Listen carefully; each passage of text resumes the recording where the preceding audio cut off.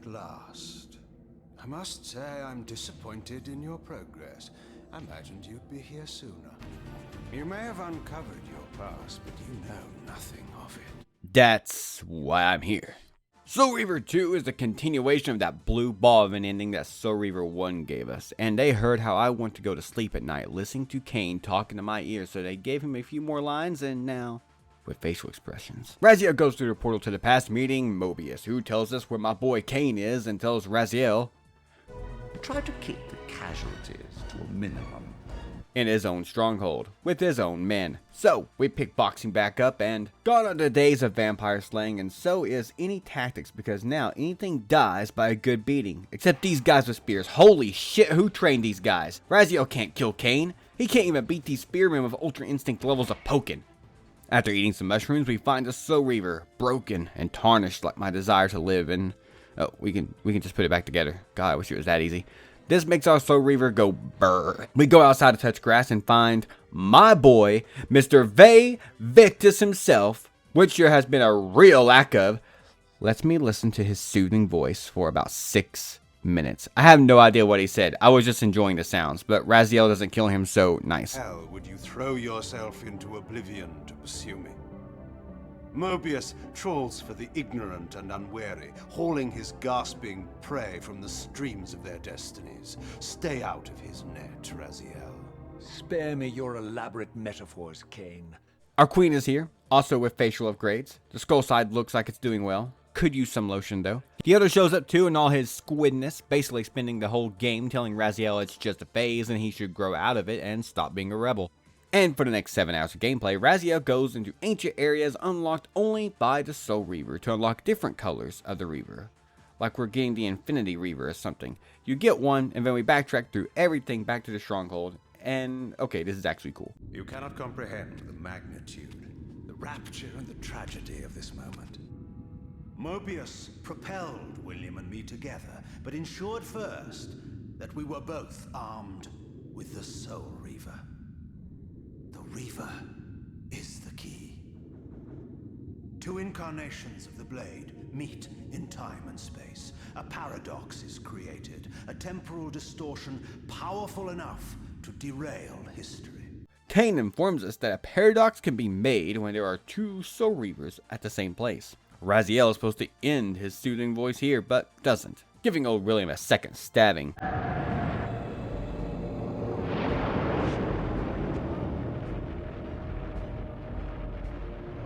William. Anyways, and we go to the past. No, the future, because Mobius is a fucking dick. And then the Covenant show up and body the fuck out of me.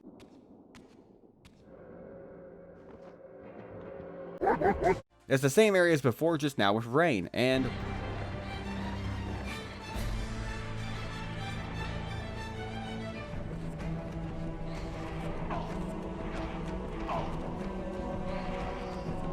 we get more Infinity Reavers, and while doing so, we also learn of an ancient blue winged race that guarded the Reaver. Weird. It's also blue that we know.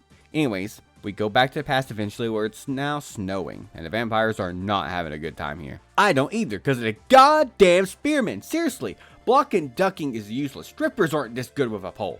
Now, the whole point of coming to the past is to meet Jonas Ordrin, the first vampire. His black heart is magical like the goth mommies I dream about. Jonas can give the answers we seek, but he was killed, murdered. So, we have to go to where before he died, where he hides in a cave, blocked by a puzzle room that requires all the Infinity Reavers up to this point. And we meet Jonas, and holy shit, he looks just like the guys in the murals, and has the soothing voice of an old school vampire. Heartening after all these years to hear my name spoken without contempt. Though he's not as good as the best boy Kain though. Anyways, he tells Raziel we are the guardians of the Reaver before they are interrupted by the Seraphan, who followed Raziel here. Jonas kicks us out, but we can get back in after we get one more Reaver. And once we get the power of fire, oh no, they're ripping out his heart. No, Raziel is ripping out his heart. Well, that does it. Raziel has to kill himself now. So we try to keep the casualties to a minimum and cut our way back to the stronghold again.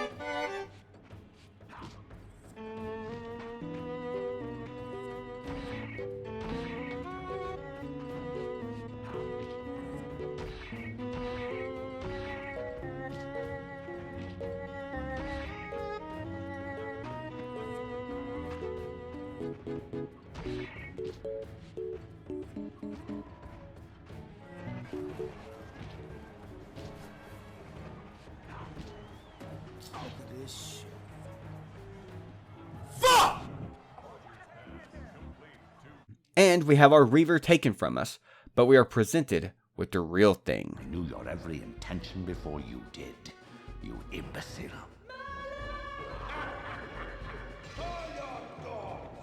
They can feast on your corpses!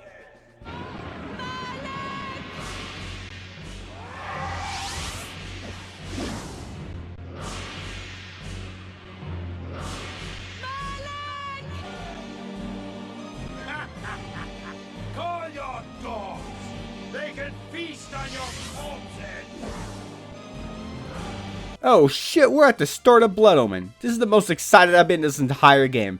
We meet our brothers from the first game and we... Try to keep the casualties to a... No, we go Victus on these assholes, because with the real Soul Reaver... I'm fucking invincible! Terrell also makes a guest appearance, that's nice.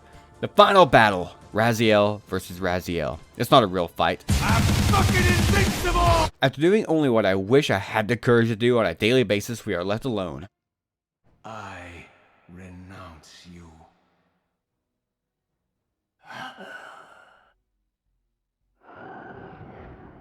Sensing its twin, the Wraithblade uncoiled itself from me, and instead wound lovingly around its former self. I felt its grip loosen, and as the blade left me, its absence chilled me more than its presence ever had.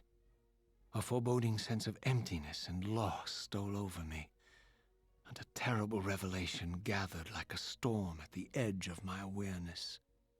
With all other foes exhausted, the conjoined blades turned themselves on me, and I realized, finally, why I had sensed nothing when Janos offered me the blade.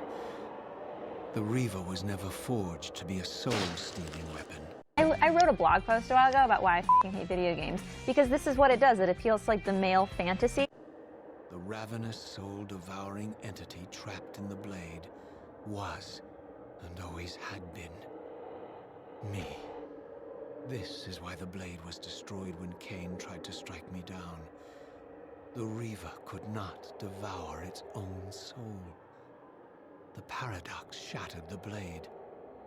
So, this was my terrible destiny. To play out this purgatorial cycle. From the shadows, when he's needed most, he arrives. My boy, the woe to the conquered. Soothes me with his angelic voice. Don't fight it, Raziel. Give into it. Oh, was this your destiny for me all along? Trust me. I felt myself weakening, unable to hold on any longer. The Reaver was too strong. The compulsion to simply let go, too great. And then, a growing sense of vertigo and the familiar displacement. The paradoxical moment when my twin soul hovered both outside and inside the Reaver blade. This was the instant, the glimmer of temporal distortion Kain had been counting on all along. This was the edge of the coin, the minute flicker of probability upon which Kain had gambled everything.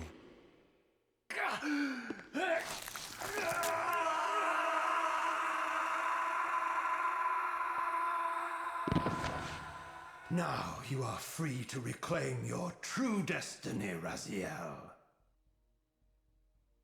Behind Kain's eyes, I could see new memories blooming and dying as history labored to reshuffle itself around this monumental obstruction.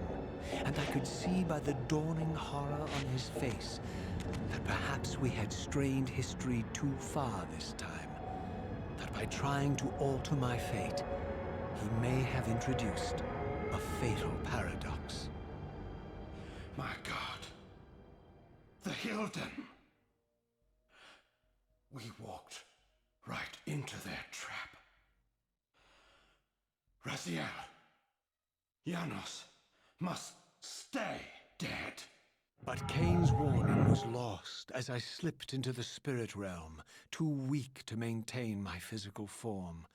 And there, waiting for me as always, was the Reaver, the Wraithblade, my own soul, twinned and bound eternally to me. And I realized that I could never escape my terrible destiny. I had merely postponed it. History abhors a paradox. And that's it. That's basically Soul Reaver 2. What changed? What did Kain see? Is Ariel okay? Do we find out in Blood Omen 2? No. No, we don't.